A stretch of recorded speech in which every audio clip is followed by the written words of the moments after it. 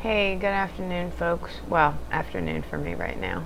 Oh, well, actually, I have a piece of leaf in my hair. I was outside with the dogs. It's too hot to stay out there, so everybody stay cool. Pull water out for the wildlife. I've got bees of all kinds hitting the dog's water bowl outside. Yeah, it's nasty hot here. So, I'm staying inside. Going to try to catch up and try to keep it as brief as I can. The news has been fast and furious, and honestly, guys, I just can't keep up. I have to keep notes now. This is ridiculous. It's that crazy. I honestly don't know where to start. There's so much. But really, the first thing I did want to get into was the. It comes back around to me wanting to delve into the federal courts and SCOTUS and the law. Eileen Cannon booting the Trump documents case today. I really encourage folks to go read the SCOTUS immunity decision for the simple fact that Justice Thomas, with his billionaire emotional support billionaires is what I think what the strict scrutiny ladies call it. Yeah, the concurrence he wrote with the majority is several pages of him basically writing to an audience of one, which was Eileen Cannon down in Florida. The first paragraph is basically him saying, yeah, I agree with my peeps over here on the majority, but let me tell you this. And it's pages of why he thinks Jack Smith is unconstitutional, even though this has been litigated with other special counsels. I think the 11th Circuit, I believe, when it was Mueller. It has already been litigated time and time again. I hope he instantly appeals. I also hope that they don't shoot it down either. But I was thinking, because I haven't got to talk about the law and SCOTUS and all of these cases, when the immunity decision came down, and I did mention it going back to Chutkan, and they have to wait for the full release of all the decisions before they can, go schedule an evidentiary hearing. And that's where the evidence is presented so they can go through and see what is official, quote-unquote, acts or not. A lot of evidence that we would typically have to wait for trial to hear will come out. Not all, but a lot of that will. I don't know about witnesses. I mean, that would be at the discretion of the prosecution and the defense, and them, of course, what they're fighting in the appeals and this, that, and the third, and what the judge says. But I thought, if he's already picking through what he thinks is going to be kicked out, it would be interesting. I know DOJ's tight and they don't leak, but wouldn't it be interesting if it just found its way out into the world? I'm just saying. Why not? But I know that is what the evidentiary hearing would be about, and how long, or what could happen as far as when that could be scheduled and processed and go forth. I don't know. It's again, I can't really look at blaming Garland at this point, because I think it was already a done deal. And even if they would have struck while the iron was hot, SCOTUS was already so emboldened that I don't think timing would have made much of a difference. I mean, that's just my personal opinion. I can't speak to it because now it's already done and we are where we are. But I don't know that any rushing out and throwing that case on the books right away, I don't think it would have had a different outcome, honestly. I don't. I think this was already kind of a done deal. They're in the pockets of who they're in the pockets for. And that's been going on for years. And Thomas, Clarence, my boy there. Not my boy. I'm being facetious. Our boy, as in the, a justice. Let's put it that way. He had some trips to Russia again, back in the 2000s, where we need to redirect the media. We need to redirect them back to what we need to be talking about. And these SCOTUS decisions, again, folks, go read them. The big ones like Cargill, Schneider, Jersky, the immunity, Chevron, which is Lipper-Bright. And that one, too, didn't even really get decided. This is why it's important people go read these.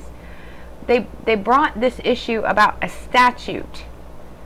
And basically, they took that to go, oh, Chevron goes because of the APA, which Congress could rectify by saying, okay, yeah, they could fix a line or two and be done with it. SCOTUS still didn't decide the statute and kicked it back down. It's just like EMTALA and all. They didn't decide. And as I said, Thomas's concurrence was pages of a roadmap for Eileen Cannon to kick this case to the curb, which she's taking his lead. And it kind of baffles me, because I was always under the impression SCOTUS is there to see if a law is valid or not. That's it. Does it conflict with other laws? That sort of thing. And not to give people a roadmap for, how to go about bringing other cases, to put like a nail in a coffin if you want to get something across the finish line of getting rid of it or overturning it or whatever. And I always thought the law was, okay, Lipper-Bright, which overturned it. Shit! Sorry. My dogs are crazy. I don't know what their problem is today. Crazy. My one, she's wired differently. Anyway, I apologize. But the Lipper-Bright case. Again, they brought the statute to decide the statute. And some of the other cases prior had been like how to bring these cases. You would think, okay, here's the statute we're trying to figure out. Is it valid or not? And they don't even decide on it. But yet there's this whole roadmap and threading of why it's all unconstitutional, but we're not going to decide the statute. I was always under the impression, again, here's the statute, here's what the party contesting says, why it isn't, and the defense has to come up, or prosecution or whatever, and say, hey, look, that's what the defense says, here's what the prosecution says, here's why it is. Court goes yes or no, and be done with it. Don't give their opinion, don't give their roadmap, like Thomas did in the immunity case for Eileen Cannon, for an audience of one. You're not supposed to throw those crumbs out there on how to do it, like they did in Dobbs too, with Thomas going on and on about, oh, we want to go relook at these ones about birth control and same-sex marriage, but you notice he left off interracial marriage conveniently.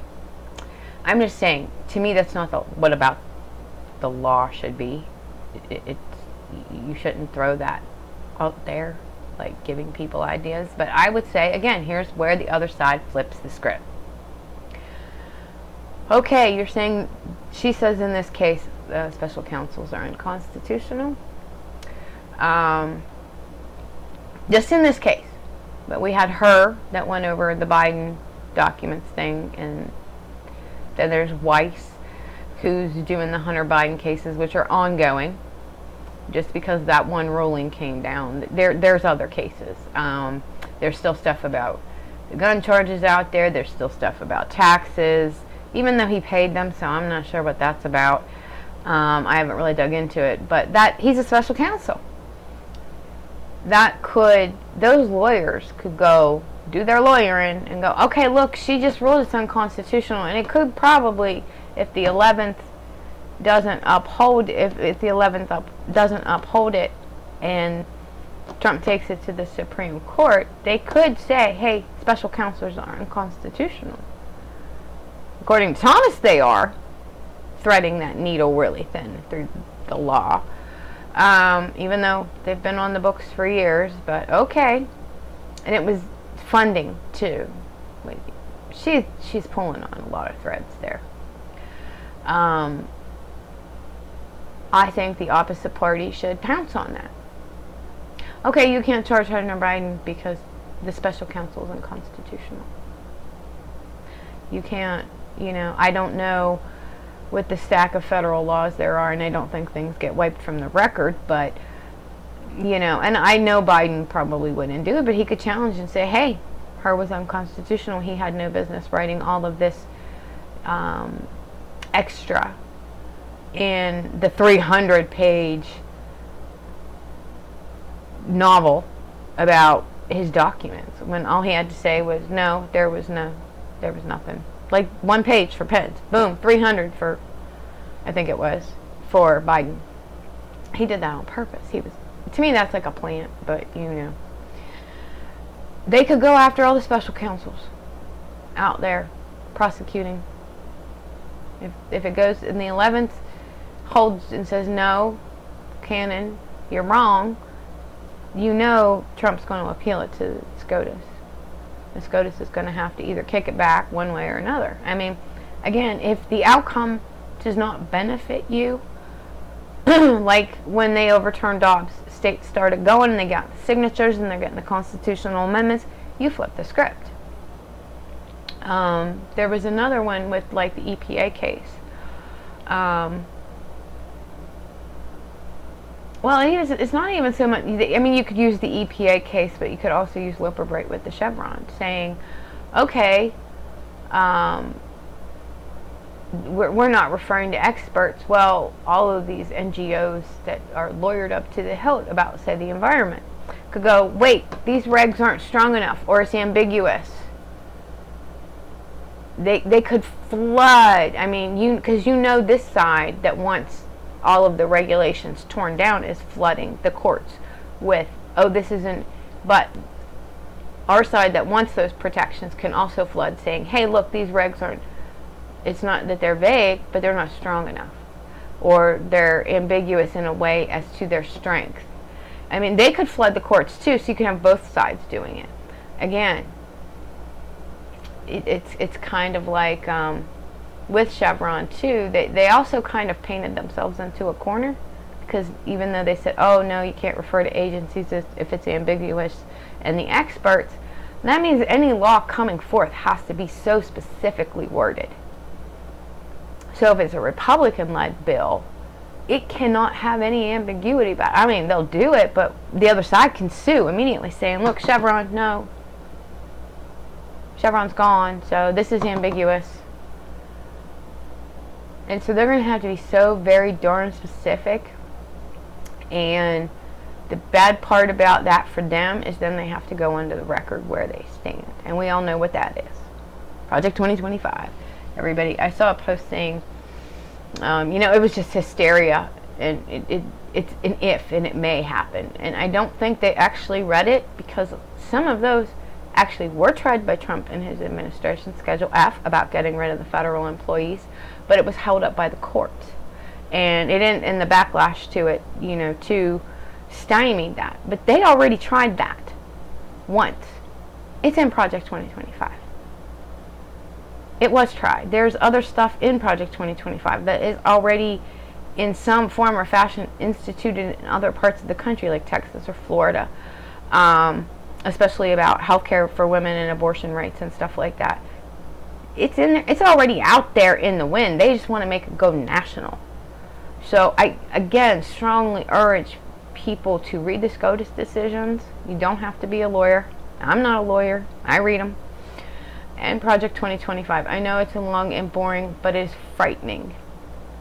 And you'll see how many of these things are out there in some states that are GOP-led, that are already going under that whole fascist movement and national, tightening up their people and whatnot. But this is a national, Project 2025 is a national plan. You can see little snippets of this, of different things in that project already out there in the world right now. They just want it on a mass scale. And with these SCOTUS decisions getting stripped, and the administrative state, which is there to protect us, they have to fix. It has to be fixed. That's why we gotta, give them the trifecta. And it's very important that people understand that the lawsuits that could come from both, the lawsuits from the side wanting to strip even more are already, I said before in a podcast, minute one, they were filing. But I know that a lot of the NGOs and non-governmental organizations, because they're lawyered up too, they can do the same for the opposite reason, trying to keep those protections or get them on the record or make it tougher and harder. So we can flood the zone with that too. It is something to keep in mind. But the Project 2025, all of those people trying to downplay it, and I don't want it to go out of the media either. Everything is kind of falling off. Epstein and DJT being really tied to those documents that got released from Florida. His name, there's stuff in there. People need to read it. The SCOTUS decisions are big. The absolute insanity that will happen to women on how restricted we will be. The Handmaid's Tale is cautionary. They're using it as an instruction manual, people. Think about that. This is not a joke, and this is not a game, nor is it being overstated. These are very real things in the real world, and we already see the Handmaid's Tale playing out in places like Texas, Idaho, Florida. You think it's not going to come everywhere else and they don't want that national? Oh, yes, they do. White Christian nationalism. It's not about representing, it's about ruling. And just from the little reads I get about things, minute one, militarized state. A friend of mine made a comment that on a message to me that I thought was really appropriate. Trump's America will make Hitler blush. That's how serious this is, folks. They've already said it. Trump himself said it. You can go look the clip up. He wanted to rip up the Constitution.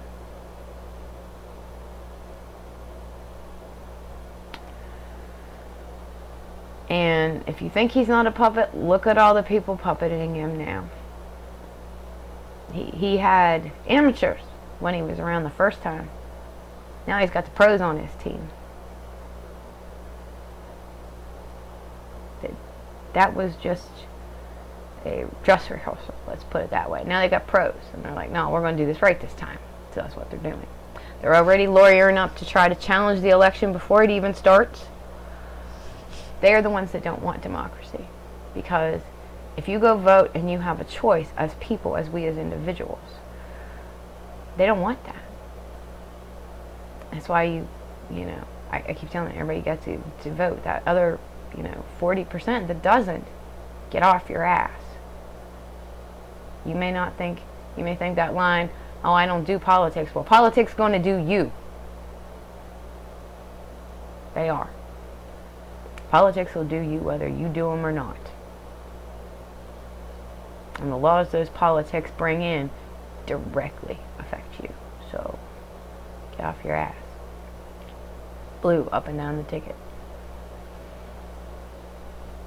Because we got to fix this mess. They've been chomping away at this for years. And I just saw a little bit ago that Trump picked J.D. Vance, which, okay, is that Is that really your ideal ticket? Especially since he was an adamant Trump adversary before and talked a lot of smack on him, and then, oh boy, he just got right on point. And again, the strict scrutiny ladies made a very good point today. I was listening. You see all these white Christian nationalist people like Josh Hawley, because they were reviewing his book, and that is terrifying as well. I would suggest you go watch that podcast today, so you don't have to read the book and they can relay it to you. Save you the terror and the just utter, like, oh my God, somebody put this out? Really? Aspect of it. They liken him to Andrew Tate, which, you know, he's the yuppie version, I guess. I don't know. The elite version, I guess. I don't know. But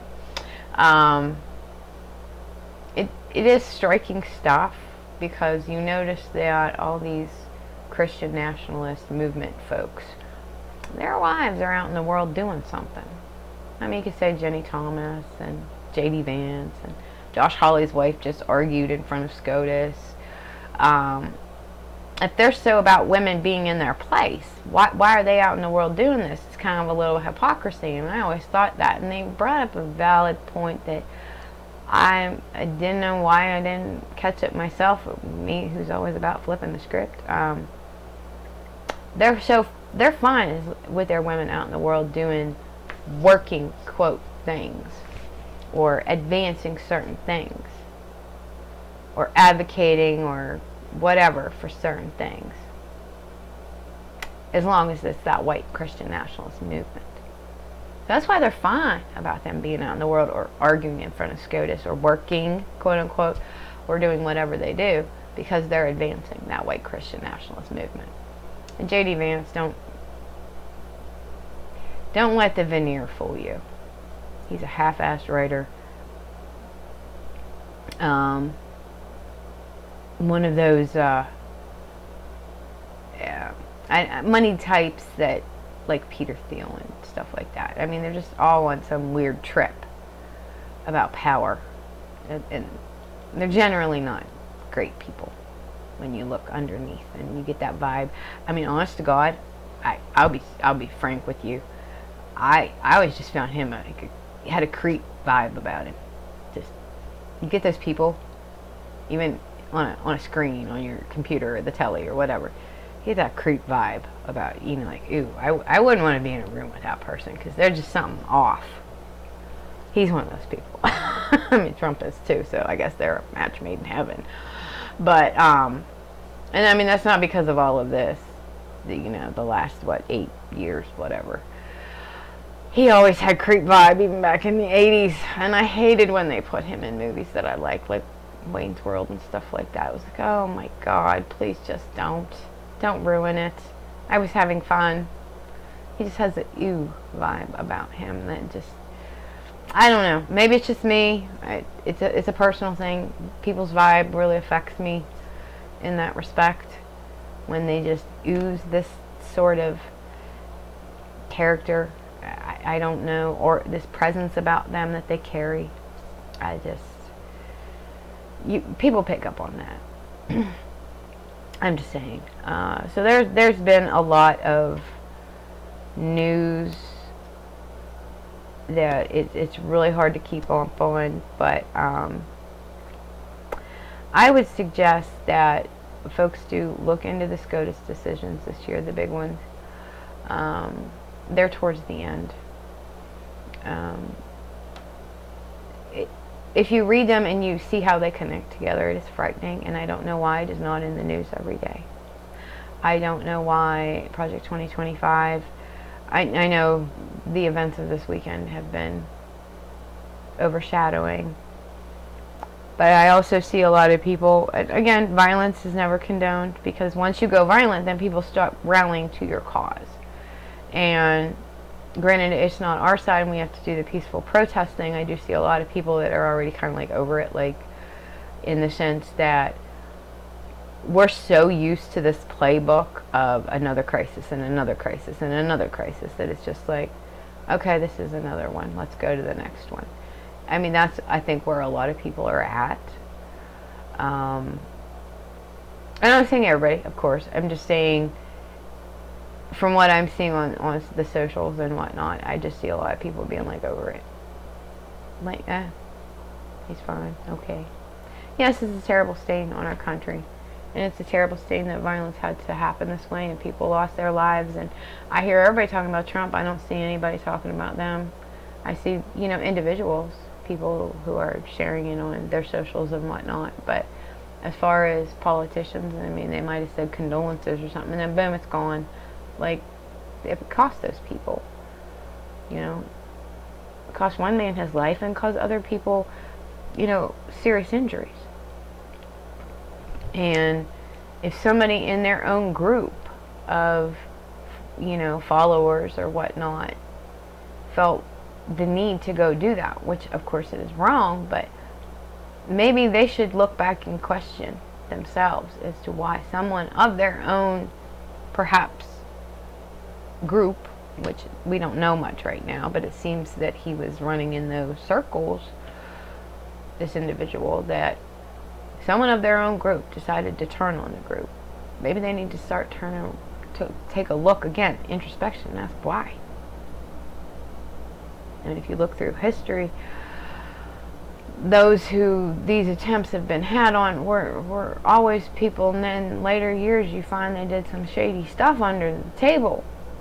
And granted, most everything's out in the world these days. Not everything, but you see my point. If somebody that was on your side, you think, and they turn on you, maybe that needs to have some introspection as to why.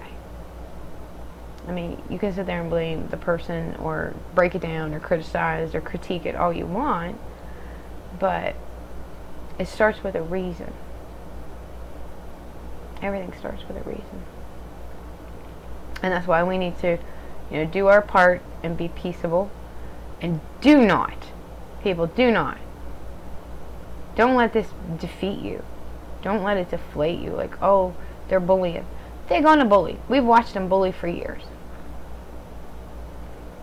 And they're doing it because they feel emboldened that they are going to get their way. We got to show them why their way is not acceptable. That's the only reason they're doing it. They see the eye on the prize themselves. I say eye on the prize. They see their eye on the prize, and they think they've got it right there. And they're going to get it. And so they feel emboldened to bully. Cowards usually do. Until you step up and show them, oh, no, you're not. And you smack them down at the voting booth. You smack them down. Every time they throw some hateful nonsense up there on the socials, go back and grab an old post or an old tweet or an old clip of something they said that is completely in line with their attitude and how they present themselves. So say, for instance, like somebody says something, oh, the left's being all violent or whatever. We'll go throw it back at them. Look at all the violence you said. Look at this, look at this, look at this, look at this. And put it on there. Throw it at them. Call them on it.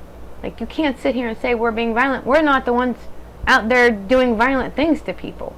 The only ones we see doing violence are on their side.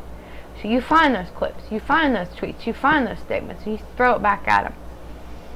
Call them on it. Every time. Do not let them bully you. A bully pushes you, you push back. That's how we push back. And bring it back around to the stuff that needs to be in the media. It needs to be in the legacy media. The SCOTUS.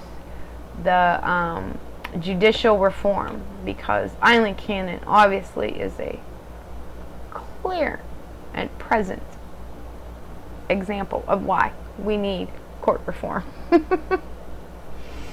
There's a good chapter in Dahlia Lithwick's book about the Me Too movement. In regards to that, I don't have it in front of me. I should go get it. Give me a second. I will, because I think it's really relevant right now. So hold on one second. Okay, sorry about that. I went and grabbed it. I know it wasn't any time for you. Why we need court reform. Vinita Gupta noted that it borders on impossible to rely on the very same justice system that has created so much inequality to also remedy it. That comes back to their self-policing. It's very hard in the federal judicial branch. Like she continues on, it by the same token, it seems too fanciful to hope that a judicial branch that has turned a blind eye to abuse in its ranks can either cure itself or provide just rulings for women. And that's true. How can you expect a judicial branch that allows its judges to kind of do as they will and not allow, like, women who were suffering a lot of harassment in that system? They didn't really have an avenue to report. It's like this whole rat maze of go here, go there. I'm finding that same issue myself with my employer, that due to my health, I'm having some issues. Well, I've always had issues, but I'm trying to keep my body in a more good place, that I'm not catching something, because anything could, literally any infection could be my last. And I wanted to, I work from home right now, but they denied my request to continue that. And one day a month, like, purpose, there's no purpose to that. And I'm fighting it, but guess what? There's no appeal.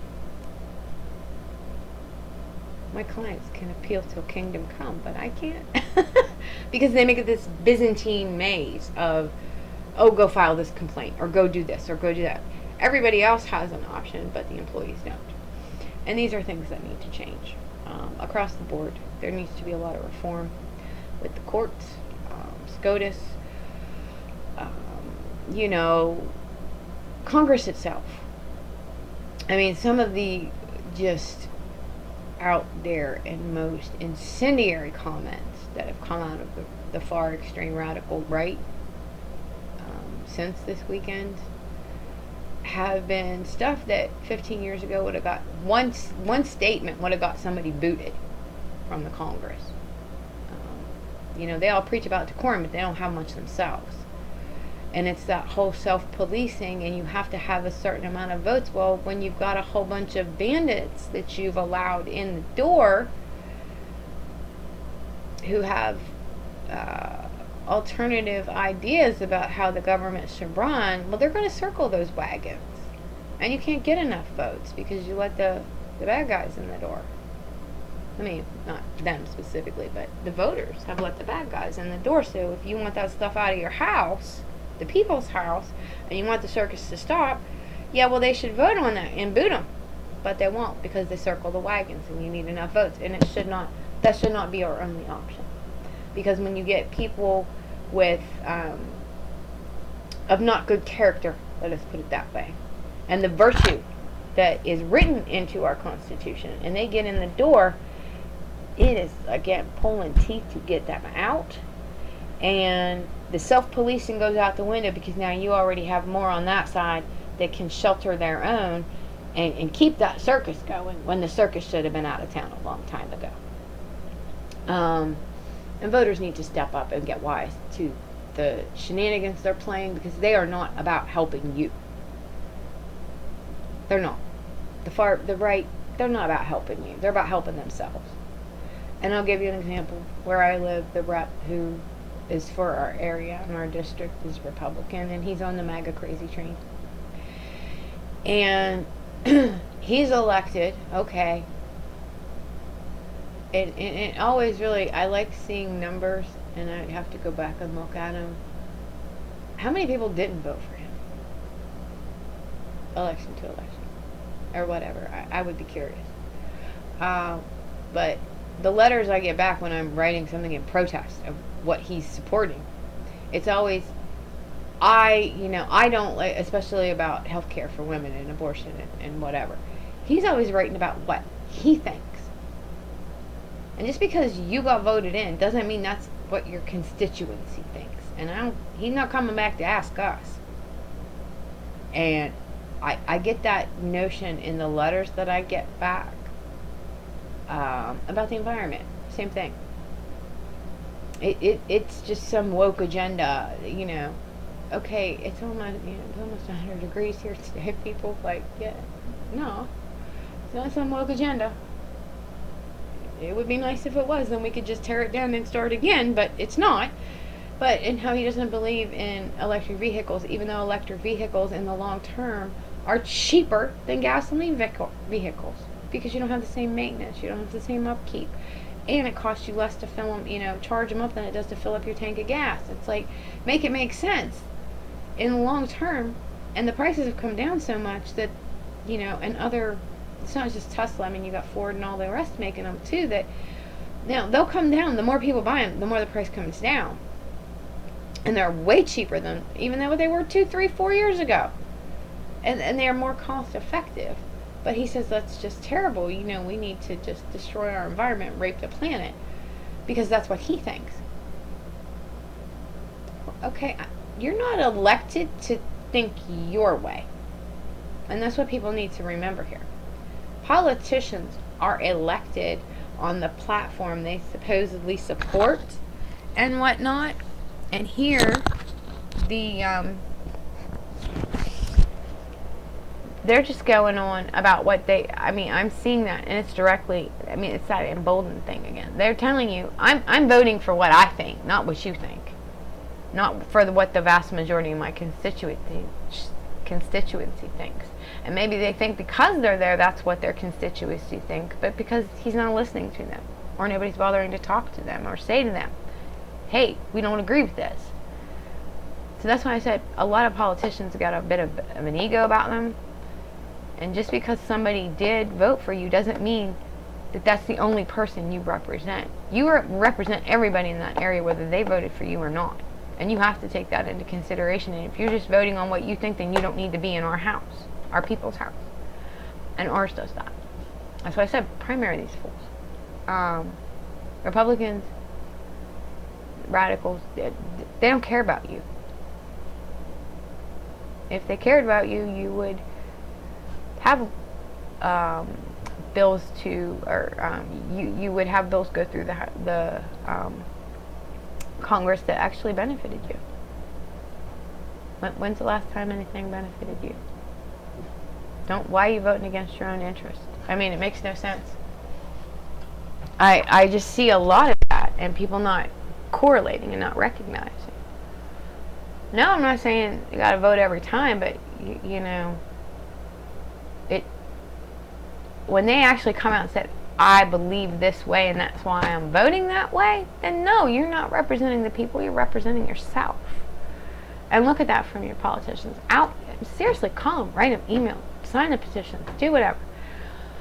Get them on the record to show who they really are. And most of them, who they really are is frightening, and they would not be people you would leave your grandchildren with.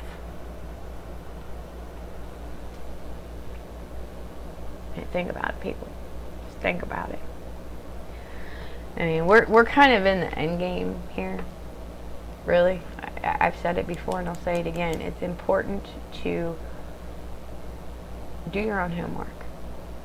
Don't listen to somebody on, like I said, I just saw on Facebook, somebody thought Project 2025 was hysteria. And, their God is protecting Trump. Well, what about the other people? And if they were, then they wouldn't have, if you had that God was protecting y'all, then that wouldn't have never happened. So there's your God for you. Or maybe he's just protecting him so karma can get him later, because karma wants a big show. Who knows? I'm just saying. I see a lot of people being very narrow-minded, and they need to come out of their information bubble. Read for yourselves. Even go back online. Read our Declaration of Independence, and I will clarify what I did say about the Constitution. It was in there for the welfare for the people. Yes, it is in there, but it was in the Declaration of Independence. About that whole pull them up by the bootstraps thing. Yeah, you pulling them up by the bootstraps when the Declaration of Independence and the Bill of Rights and the founding documents. It's in there, but I do believe it's in the Declaration of Independence, if I'm not mistaken, specifically in correlation to that. Hey, pull yourself up by the bootstraps that we've already heard, but it's the government's job to look after for the welfare of their people. It's littered throughout all the founding documents, but that specifically is another reason that whole line of pull yourself up negates what's there. And it's not that you should expect the government to take care of you. I'm not saying that at all. But when your people are in need and you have a population the size of ours, it is the government's duty to look after those people, all people, and make sure that they have what they need to sustain themselves. And it just really blows my mind that the far right now, the GOP, their government is the grift. Government's the grift. It's be turned into reality TV, and we need to take that back, folks. Sorry, I have an infection in my nose. Yay, good times. We need to take it back. It's why you have to get involved and get engaged and get activated, and don't get downtrodden. Don't get defeated. Don't the right's gonna bully. They've been bullying. Just knock it off. Don't let it get to you. Just they throw some nonsense at you, you throw facts back at them. Now go find it, because they're always there. You can always call them on their BS. You can always call them on their BS. It's easy, really. They've made it that easy. But I don't think they realize the hole they're digging for themselves in some ways. On certain things that they've done. It's like a shoot yourself in the foot kind of thing. It's like, what are you doing? It makes no sense. And I get I get disheartened too. I do. But nah, they're not going to win, because the vision they have for the future is not one. It's not a world I want to live in.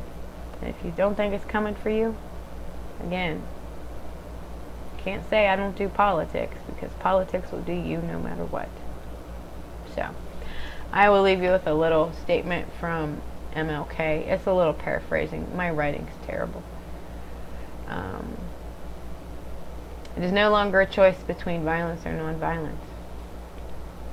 It is either nonviolence or non-existence. That's where we're at, people. So, I don't like the idea of non-existence, so let's use that non-violence to prevent that from happening. Like I said, violence always gets people. Once you do that, then if people were on your side, they tend to flee. So don't do that. Non-violence is our key. But you pound it every day. Flip the script. Get the legacy media back on point about the Epstein, about the SCOTUS, about the federal courts, about Congress and its dysfunction every single day. And the new tag team on the ticket for the GOP, run it down every day on why it's bad, and throw facts out there, and throw everything out there. I mean, the information is at our fingertips. All we have to do is use it, and use it wisely. So, alright, I'm going to go. I just wanted to pop in with a little on this day in the news. I will get more in-depth here, hopefully. I mean, y'all want it to quiet down, because I do. And I got the job, and, my herd, and the crazy dogs and cats. And I have some other things. I did get caught up a little on the Seneca Project podcast. And the Strict Scrutiny ladies. I did do that today.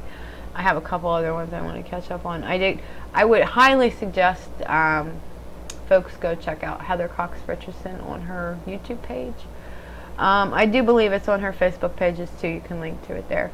She interviewed Anthony Blinken. It was a really good interview. And it's in 2 parts. I highly suggest everybody go take a listen. He said something about what he was really against is the dehumanization of others, because if you look at what's going on overseas in Israel, Gaza, that there's a lot of dehumanization going on. And of course that's not right. It's never right. But when there's conflict, human beings and their value get twisted about. And then until they don't have any anymore. And that's happening in this country. The other side is always devaluing everyone. Women, immigrants, whether they're validly here or not. They want to stereotype everybody. I know people who are from other countries and they're legally here. Like, what are you talking about? They wanted to humanize everybody so that when those bad things happen, that people aren't shocked or it doesn't faze them or whatever, you know. And it's just so wrong, and they always want to refer this negative connotation to everything that's opposite of what they think. Again, law is for thee and not for me is their motto. You know, they want to take anybody or any value anyone has and delegitimize that, because look, there's tens of millions of us that don't agree with them and don't want that Hitler on steroids hellscape, but yet we're all the bad guys. Nah, fingers pointing back. Look in the mirror, pot calling the kettle black. Who's the bad guys? You know, is our country perfect? Absolutely not. It is always a work in progress. That's what democracy is. And we have a democratic system. As far as the republic that we have, a constitutional one, is a democratic system. Maybe that would make it simple for people. It's a democratic system. It's not perfect, and no system is, but that's why it's work. That's why you gotta keep on it. But I really want everybody to go check out the decisions, keep that up front. Take a look at what Eileen Cannon did. Keep your eye on that. I'm really Jack Smith's pretty savvy, and I'm kind of rooting for him. I really am. It's like, you know, if they boot it all to the curb by some crazy technicality or some weirdness or some thread they weave through there, I'd just say let it all to the world and say YOLO, right? I know that's not right, but it you know, it wouldn't be. I don't think it would necessarily be adverse if the people saw all this stuff. And the man stole documents, whether he did it as president. They're not official acts. You stole documents that didn't belong to you. Whether you were president or not, you weren't allowed to do it. That can't be an official act. They did not belong to him. That's what people need to understand. Those are the people's documents. Those are our documents. Remember, people, crimers are going to crime, and they're always going to look for a way out of it. And that's all he's doing. And he needs to be held accountable in the right way, under the law, because I think that's the only thing that would maybe shake him into feeling some sense of shame and regret. But I doubt it. I mean, I really doubt it. I know he's calling for all this unity and nonsense like that. I'm not calling nonsense. Unity is right, but him saying it is nonsense to me, because unless he can show me something that makes me believe he's actually changed his tune, which I am suspect and I'm skeptical. I believe in unity, I really do. But when you've got somebody that has done the opposite and been preaching that total opposite for years, yeah, I'm skeptical. And if that's your play, he's not a good actor. He can't keep it up that long. So we'll see. We'll see. All right, people. I got some stuff I gotta go do, but you guys take care. I will try to get to the longer versions of these specific issues when I can. News just need to stop for a minute. Okay, later.